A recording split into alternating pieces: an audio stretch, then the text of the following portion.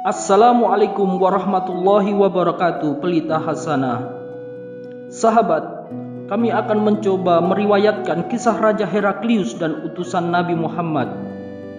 Diriwayatkan Bukhari dan Muslim tentang surat Nabi Muhammad kepada Raja Heraklius. Masuk Islamlah, kamu akan selamat.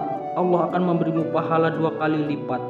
Tapi jika kamu berpaling, kamu menanggung dosa rakyatmu.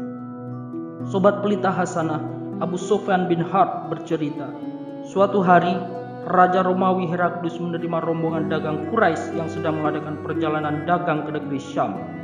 Pada saat berlakunya perjanjian antara Nabi Muhammad dengan Abu Sufyan dan orang-orang kafir Quraisy. Saat singgah di daerah Hilya, mereka menemui Raja Heraklius atas undangannya untuk diajak berbincang-bincang di majelisnya. Saat itu Raja Heraklius sedang bersama para pembesar-pembesar negeri Romawi. Heraklius berbicara dengan rombongan itu melalui penerjemah. Heraklius berkata, "Siapa di antara kalian yang paling dekat hubungan keluarganya dengan orang yang mengaku sebagai Nabi Muhammad?" "Aku," jawab Abu Sufyan. Heraklius berkata kepada semua penerjemahnya, "Suruhlah ia dan sahabat-sahabatnya mendekat ke sini." Rombongan Quraisy pun mendekat dan berada di belakang Abu Sufyan. Raja Heraklius berkata melalui penerjemahnya, "Katakan kepadanya, aku bertanya kepadanya tentang lelaki yang mengaku sebagai Nabi Muhammad. Jika ia berdusta kepadaku, maka kalian harus mendustakannya." Abu Sufyan berkata dalam hatinya, "Kalau bukan rasa malu karena tuduhan pendusta yang akan mereka lontarkan kepadaku, pasti aku berdusta kepadanya." Heraklius bertanya, "Bagaimana kedudukan nasabnya di tengah-tengah kalian?" Abu Sufyan menjawab, "Dia keturunan bangsawan." Raja Heraklius bertanya lagi, "Apakah ada orang lain yang pernah mengatakannya sebelum dia?" Abu Sufyan menjawab, "Tidak ada." Selanjutnya Raja Heraklius terus-menerus bertanya melalui penerjemahnya dengan tepat dan tegas dijawab oleh Abu Sufyan. "Apakah bapaknya seorang raja?" "Bukan." "Apakah yang mengikuti dia orang-orang yang terpandang atau orang-orang yang rendah?" "Tidak, bahkan yang mengikutinya adalah orang-orang yang rendah." "Apakah pengikutnya bertambah atau berkurang?" "Bertambah." "Apakah ada yang murtad disebabkan marah terhadap agamanya?" "Tidak ada."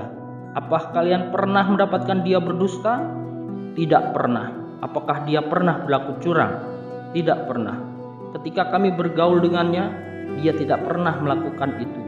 Aku tidak mungkin menyampaikan selain seperti ini." "Bagaimana kisah akhir perang itu?" "Perang antara kami dan dia sangat banyak. Terkadang dia menang, terkadang kami yang kalah," jelas Abu Sufyan. Raja Heraklius bertanya lagi, "Apa yang diperintahkannya kepada kalian?" Abu Sufyan menjelaskan dengan tegas, "Dia menyuruh kami menyembah Allah dan tidak menyekutukannya. Dia juga menyuruh kami sholat, zakat, berkata jujur, saling maafkan dan menyambung silaturahim." Heraklius kemudian berkata kepada penerjemahnya, "Katakan kepadanya aku sudah cukup banyak bertanya tentang Nabi Muhammad dan ia sudah menjawab semua dan jujur. Aku pun memahami semua penjelasannya itu.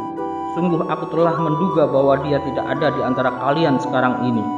Seandainya aku tahu jalan untuk bisa menemukannya, tentu aku akan berusaha keras menemuinya hingga bila aku sudah berada di sisinya, pasti aku akan basuh kedua kakinya."